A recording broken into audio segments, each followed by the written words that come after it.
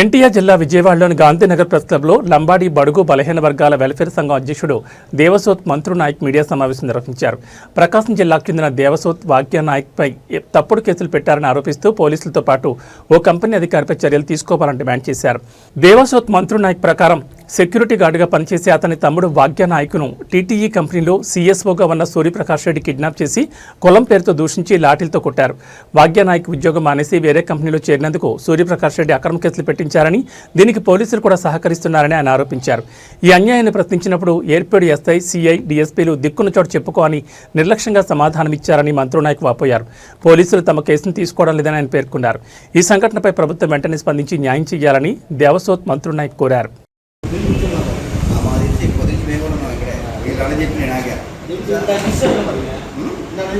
అది వాళ్ళు ఆగలేదు, వాళ్ళు ఆగలేదు, రావడం పెట్టించారు. మీరు ఆగొచ్చు, మీరు మిస్ అయిపోతాను. అది అతను ఫోన్ అలో చేయట్లేదు కంపెనీలో, ఆ ఓటీలో శాలరీలు సరిగ్గా ఇవ్వట్లేదు అని చెప్పేసి పక్కనే ఉన్న టీటీఈ కంపెనీలోకి, టీసీఎల్ కంపెనీలోకి మారాడు. ఎందుకంటే ఆ కంపెనీలో మా తమ్ముడు, ఇంకో తమ్ముడు అక్కడ ఎంప్లాయీస్గా పనిచేస్తున్నాడు కాబట్టి పక్క ఉన్న కంపెనీలో సిహెచ్ఓ కూడా మా ఎస్టీ నాయక్ అని చెప్పేసి అతను నాకు బాగుండదని ఆ కంపెనీలో మారాడు.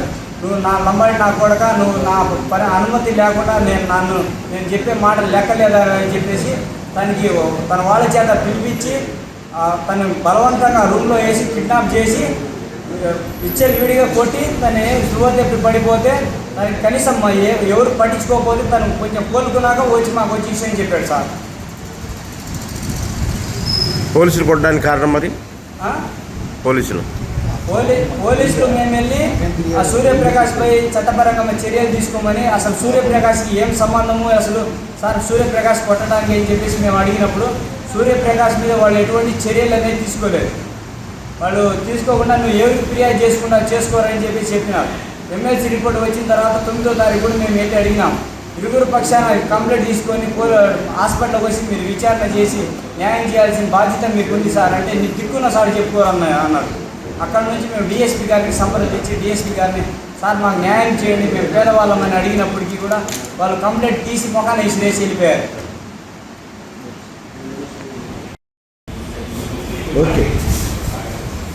తిరుపతి జిల్లా వికృతిమాల సమీపంలో ఉన్న టీటీఈ కంపెనీ సిహెచ్ఓ గారు టీసీఎల్ కంపెనీలో పనిచేస్తున్న మా తమ్ముడు సెక్యూరిటీ గార్డ్గా 5వ తారీఖు 1:30 ఆ టైంలో లంచ్ టైంలో పిలిపించి అతను కిడ్నాప్ చేసి రూమ్లో వేసి బట్టలు ఇప్పి ఇష్టాచారంగా కొట్టి స్పృహ తప్పి పడిపోయిన మా తమ్ముడిని రూమ్లో నుంచి బయటికి విసిరేసిన తర్వాత తను కోలుకున్న తర్వాత మాకు ఫోన్ చేయడం జరిగింది. 5వ తారీఖు సాయంత్రము ఎయిర్పేట్ పోలీస్ స్టేషన్ సిఐ గారికి మేము వెళ్ళి ఫిర్యాదు చేశాము. అయినా మా ఫిర్యాదు కంప్లైంట్ తీసుకోలేదు కానీ మేము కాళహస్తి ప్రభుత్వ హాస్పిటల్లో మా తమ్ముడిని అడ్మిట్ చేశాము. ఎమ్మెల్సీ రిపోర్ట్ వచ్చినప్పటికీ వాళ్ళు కేసు కట్టలేదు, మేము ఎవరికి చెప్పుకోరని సిఐ గారు అన్నారు. తర్వాత మేము అక్కడి నుంచి డిఎస్పీ గారి దగ్గరికి వెళ్ళి సార్ మాకు మా తమ్ముడిని భ్రష్టాచారంగా సూర్యప్రకాష్ అనే కంపెనీ సిహెచ్ఓ కొట్టారని మేము చెప్పాము, ఇట్లా ఇబ్బంది పెట్టారు మాకు అని చెప్పిన తర్వాత మీ తమ్ముడి మీద 2 రేప్ కేసులు ఉన్నాయని డిఎస్పీ గారు అన్నారు.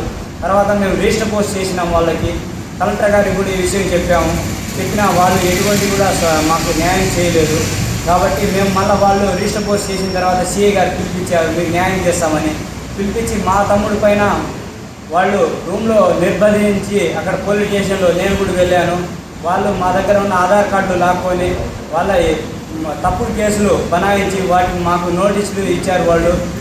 మా చేత వాళ్ళు బలవంతంగా సంతకాలు చేపిస్తున్నారు. వాళ్ళు మాకు న్యాయం చేయమని చెప్పేసి మేము home minister Ongole Anitha madam గారిని, మేము సీఎం సార్ని, నారా లోకేష్ అన్నకి మేము డిమాండ్ చేసి అడుగుతున్నాము. ఎవరైతే సూర్యప్రకాష్ రెడ్డి ఉన్నాడో మా తమ్ముడి పైన కిడ్నాప్ చేసి కొట్టిన వ్యక్తిని అరెస్టు చేయాలి.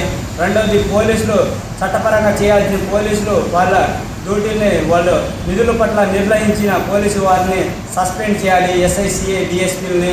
దీనిపై ప్రభుత్వంలో ఉన్న పెద్దవాళ్ళు స్పందించాలని, మాకు న్యాయం చేయాలని మేము ఈ విషయాన్ని మీడియా దృష్టికి తీసుకురావడం జరిగింది.